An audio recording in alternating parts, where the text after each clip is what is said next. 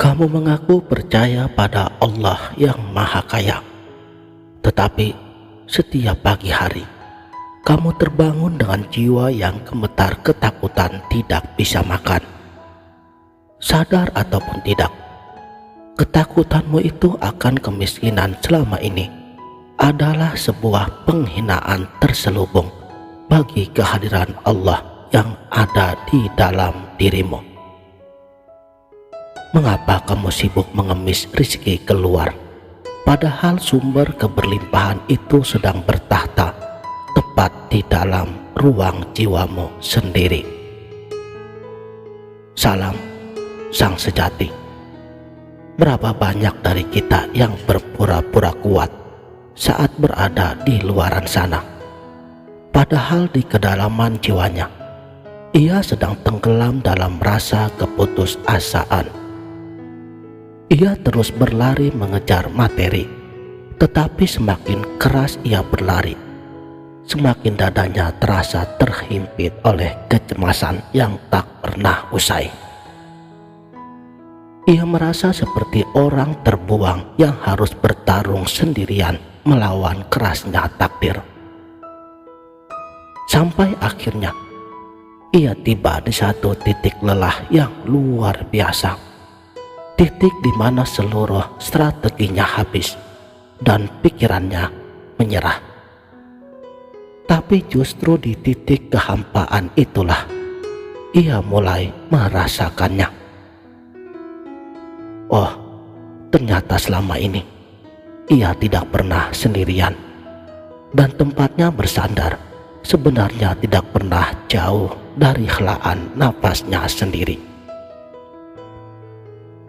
Ini adalah alegori puncak tentang perjalanan jiwa manusia yang terekam dalam kisah agung pencarian air kehidupan.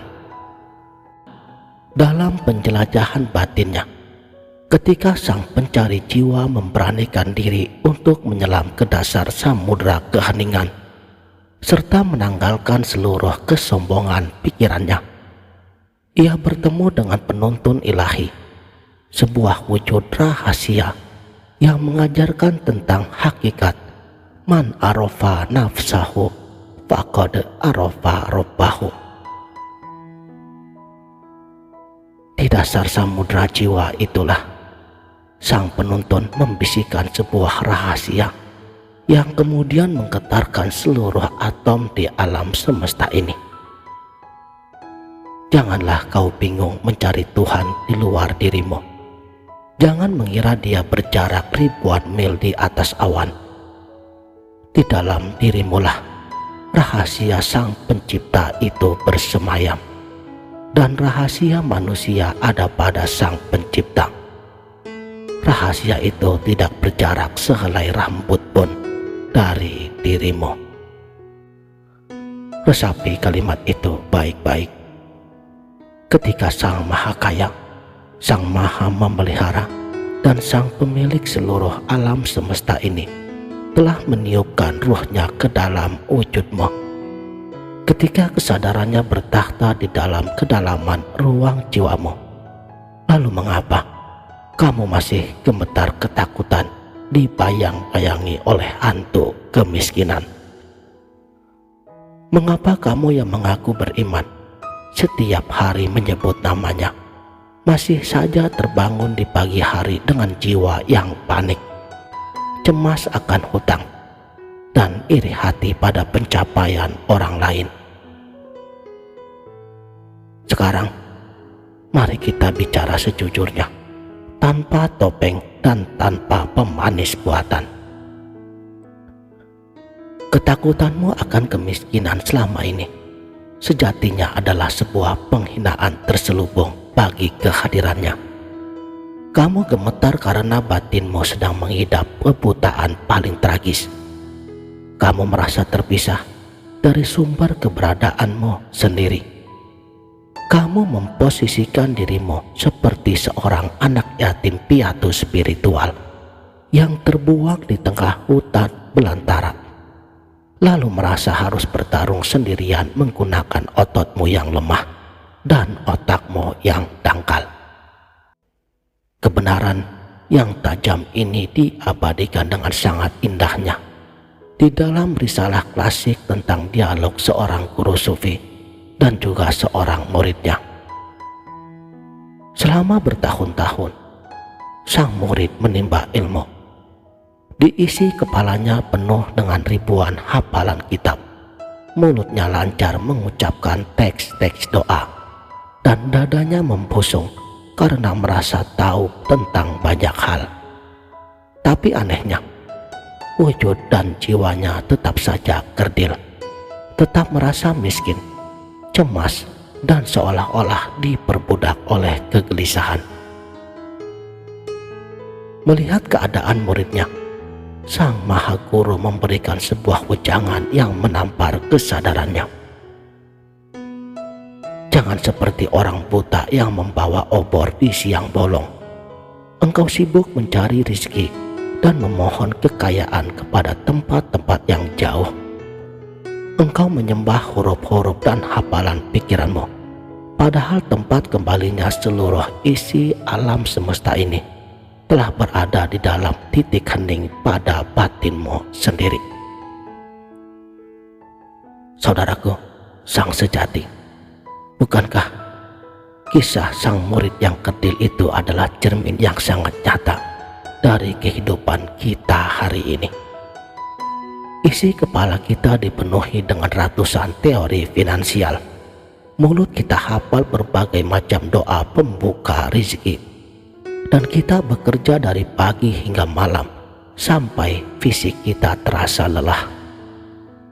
Tapi mengapa jiwa kita tetap terasa kerdil? Mengapa rezeki tetap tersumbat? Dan celakanya, hati kita ini tidak pernah benar-benar merasakan keamanan yang sejati.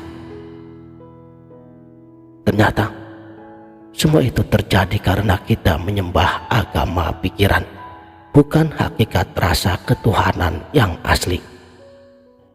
Kita mengira bahwa rezeki diatur oleh kalkulasi otak, padahal setiap kali kita bersandar pada ego kita sendiri, itu berarti kita sedang menyerahkan navigasi hidup kita ini pada lembaran ketakutan. Makanya alam bawah sadarmu secara otomatis terus memancarkan sinyal, aku takut, aku kekurangan, aku terpisah dari Tuhanku. Dan hukum semesta tidak pernah salah. Alam lahiriah akan merealisasikan sinyal ketakutanmu itu menjadi kenyataan hidupmu yang penuh dengan kesempitan. Disinilah para mistikus dan para pencerah jiwa dari seluruh penjuru dunia bertemu pada satu titik kebenaran yang sama. Dunia lahiriah hanyalah cermin pantulan dari cetakan batinmu. Jadi, jika di dalam batinmu terpatri rasa terpisah dari Tuhanmu, maka sekeras apapun kamu memeras keringat, dunia akan meresponmu sebagai seorang pengemis yang ketakutan. Tetapi ketika jiwamu berhasil merobohkan benteng ego ini dan menyadari bahwa sang sumber keberlimpahan sudah bersatu di dalam ruang batinmu, maka dunia tidak punya pilihan lain selain membungkuk dan melayanimu. Lalu, bagaimana caranya membuang rasa takut miskin ini dan membangkitkan kesadaran ketuhanan itu pada diri kita? Caranya adalah dengan melakukan tindakan radikal yang diajarkan oleh para ahli makrifat. Lakukanlah mati sebelum mati dan masuklah ke ruang keheningan. Mematikan rasa merasa memiliki, mematikan rasa merasa pintar, mematikan kebiasaan ego diri yang selalu sok tahu mengatur Tuhan.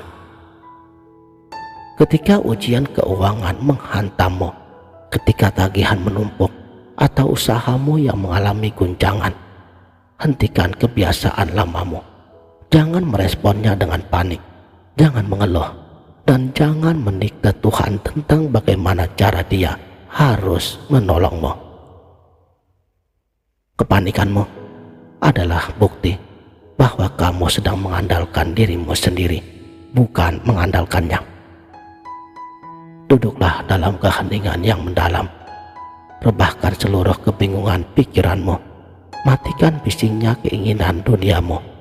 Masuklah ke dasar samudra jiwamu. Sebagaimana sang pencari jiwa menyelam ke dalam air yang pekat untuk menemukan wujud bercahaya di dalam dirinya.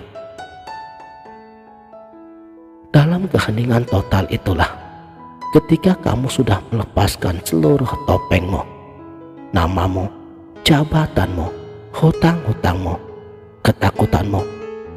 Kemudian rasakanlah kehadirannya yang mengalir bersama detak jantung dan helaan nafasmu. Hadirkan ilmu rasa yang paling murni. Katakan pada batinmu dengan rasa percaya yang tak tergoyahkan. Di dalam diriku ada Sang Maha Kaya. Jiwaku ditiupkan langsung dari rohnya. Lantas, bagaimana mungkin aku harus takut pada dunia, sedangkan dunia dan seluruh isinya diciptakan hanya sebagai pelayan bagi jiwa yang telah kenal dengan Tuhannya. Saat rasa ketuhanan ini telah memenuhi seluruh alam bawah sadarmu, pada detik itu juga akan terjadi ledakan energi yang mengubah cetakan realitasmu. Kamu tidak lagi bekerja dengan jiwa pengemis yang ketakutan, melainkan melangkah dengan kewibawaan seorang hamba yang paham bahwa Tuhannya Maha Keberlimpahan. Kamu bekerja bukan lagi untuk mencari uang demi bertahan hidup, melainkan sebagai sarana untuk mengalirkan kebaikan, kualitas, dan kedermawanan ilahi di muka bumi. Perhatikanlah apa yang terjadi ketika cetakan jiwamu telah berganti. Orang-orang akan merasakan kedamaian dan kewibawaan yang teduh saat mereka berbisnis denganmu. Matamu menjadi tajam melihat peluang yang bersih. Langkahmu dipenuhi intuisi yang presisi. Pintu-pintu rezeki yang tadinya seolah-olah tertutup rapat oleh tembok kecemasanmu, ia akan runtuh secara seketika. Sebab tidak ada satupun materi di bumi ini yang akan sanggup untuk menahan aliran keberlimpahan dari jiwa-jiwa yang telah bersatu dengan sumbernya. Jadi mulai detik ini, pandanglah rasa takut miskinmu sebagai sebuah kebohongan besar yang dibuat egomu. Jika selama ini kamu cemas dan gemetar, itu bukan karena duniamu sedang hancur, melainkan karena kamu sedang tertidur dan lupa pada siapa yang sebenarnya bertakhta di dalam dirimu. Kamu lupa bahwa nafas yang kamu hirup detik ini juga adalah bukti langsung bahwa Sang Maha Memelihara tidak pernah semenit pun meninggalkanmu. Kembalilah ke dalam dirimu, selamilah keheningan batinmu hingga kamu menemukan cermin ilahi di dalam dadamu. Ketika kamu sudah menemukan Allah pada dirimu, ketakutan akan kemiskinan akan lebur terbakar menjadi debu. Kamu tidak lagi perlu berdarah-darah mengejar rezeki, karena seluruh keberlimpahan semesta telah menemukan jalan pulang untuk berlutut dan mengabdi di hadapan jiwamu. Demikianlah. Terima kasih telah menonton. Salam